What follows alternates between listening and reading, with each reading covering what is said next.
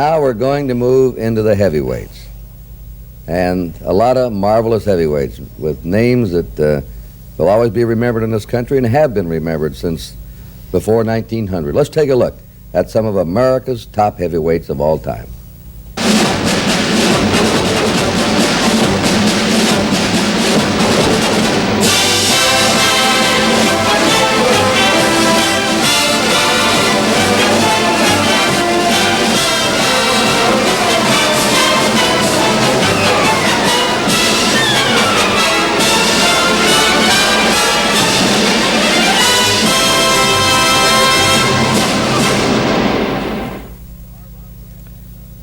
Marvelous sketches done by one of America's best sports artists, the man sitting right across from me, Bill Gallo. Congratulations, Bill. Thank you. All right, we're going to go down the heavyweight division now and move into the final three. This is going to make a lot of boxing fans unhappy. The boxing writers did not pick Jack Dempsey into the final three. He just missed out. And because he was such a colorful and great champion, we wanted to show him in action anyway. And here he is against another heavyweight champ, Jack Sharkey. That's Dempsey to the left of your screen in the striped trunks, giving Sharkey a real going over at close quarters. Look at the ex-champion work away at Sharkey's midsection. Sharkey turns to the referee to protest, and Dempsey lands a left hook that floors the younger man. Sharkey is writhing on the canvas in obvious pain. The referee continues to shout the count. 8, 9, 10, that's it. Jack Sharkey is assisted to his feet by Dempsey, but let's look at that controversial knockout again in slow motion. Watch Dempsey getting those body blows. Now Sharkey turns to the referee, and Dempsey lands that left. Sharkey tumbles flat on his face. Dempsey stands over the fallen fighter, momentarily confused. Now he goes to a neutral corner. Jack Dempsey scores an official 7th-round knockout over Jack Sharkey. You know, Kurt, I think we ought to pay homage to Jack Dempsey. He was such an enormous mythic figure in this country in the first half of the century, second really only to Babe Ruth. You know, you're right. Of all the things that have happened to me in sports, one of my finest memories is still goes all the way back to when I was a little boy, when Dempsey was on his way to fight Tuning, the famous fight in Chicago, and he came through on the Union Pacific Streamliner in Cheyenne, Wyoming. Cold morning, and we had a half-hour labor, and 1,000 youngsters were there. And he got off the train in his bathrobe, and he went down and shook hands with everyone else. I remember looking up in that face, and I said, "Hi, champ." And, "Hello, kid, how are you?" And he went right down the line. But he really did have a mystique with everybody in the country. Well, he didn't finish in the top three, but certainly what a colorful champion. So let's move now to the final top three finishers by the boxing writers of the greatest heavyweights of all time. Number 3, retired, undefeated, and there are going to be a lot of unhappy fans about him finishing third. And we're talking about Rocky Marciano. Going into tonight's fight, Rocky Marciano in dark trunks has had 36 professional fights, winning all of them, 31 by knockouts. Lane has a big win over Jersey Joe Walcott and a knockout win over the hard-punching Bob Satterfield.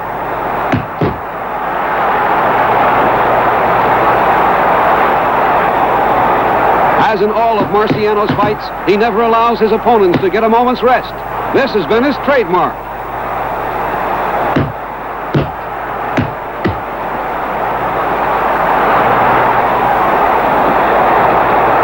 Marciano, always on the move, trying for that big payoff punch.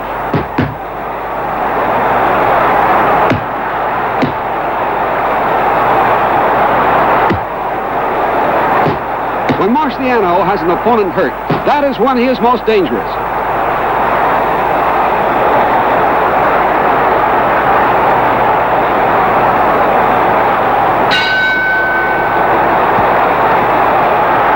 In round 6, Marciano hits Lane with a punishing left. That punch really hurt. Lane is tired now, and you'll see how he lowers his guard. A dangerous mistake against Marciano.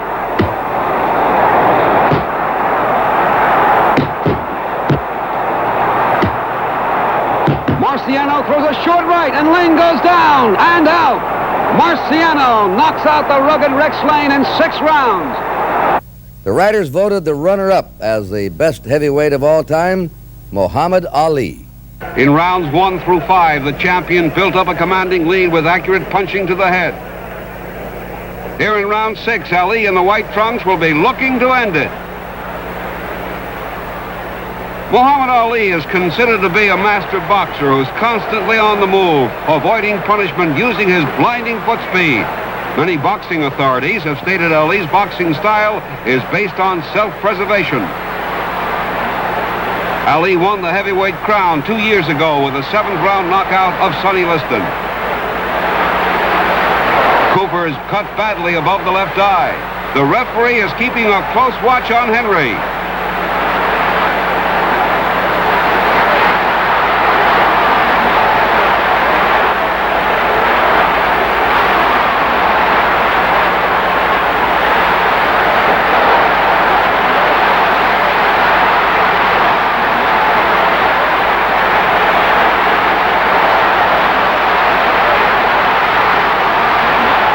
Muhammad Ali pursuing Henry Cooper all over the ring. Ali throwing bombs at challenger Henry Cooper.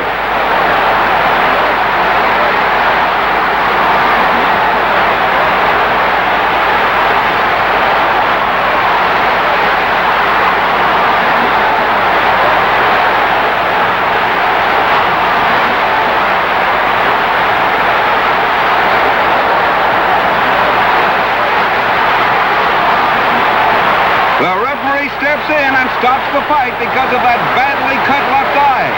Muhammad Ali successfully defends his world heavyweight crown.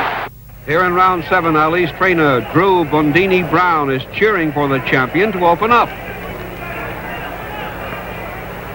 A blistering right-left combination sends the light heavyweight champion to the canvas.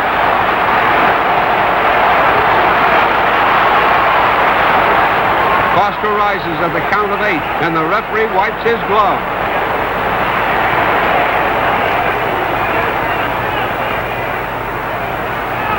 Ali trying to dispose of Bob Foster here in round 7. A lightning quick combination staggers Ali. Another blistering exchange buckles Ali's legs as he feigns being on the verge of going down. An explosive right sends Ali back again.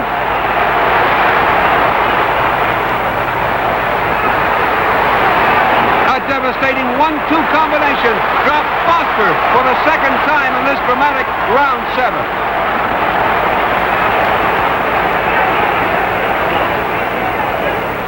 Foster is up at 7 here at the end of the round. There's the bell ending this torrid 3 minutes. Ali is cut above the left eye, but is going all out for a knockout.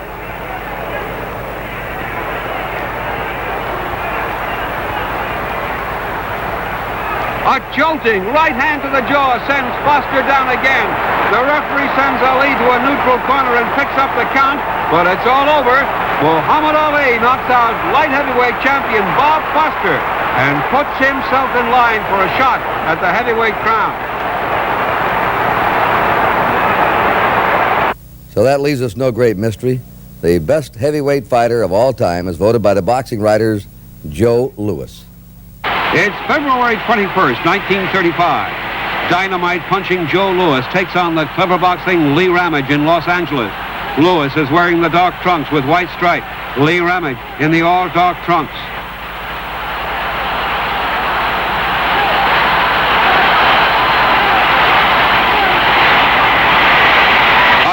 Right by Louis, and Ramage goes down. The ring-wise Ramage takes a count of 9.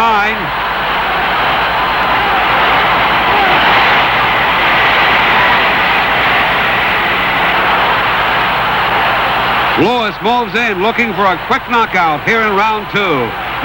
This is the 3rd bout this year for the young Brown Bomber. Joe has won all 14 of his fights since turning professional just 10 months ago. 11 of those 14 wins were clean knockouts. Joe Louis, as you can see, was all business. There was a no-nonsense attitude at all times in the ring. No wasted effort. A tremendous left hook by Louis, and Ramage goes down. Louis, with a barrage of combinations, settles the issue. It's all over. Joe Louis scores a devastating second-round knockout. Joe Louis was the aggressor in rounds 2 through 7 and is ahead on points here in round 8.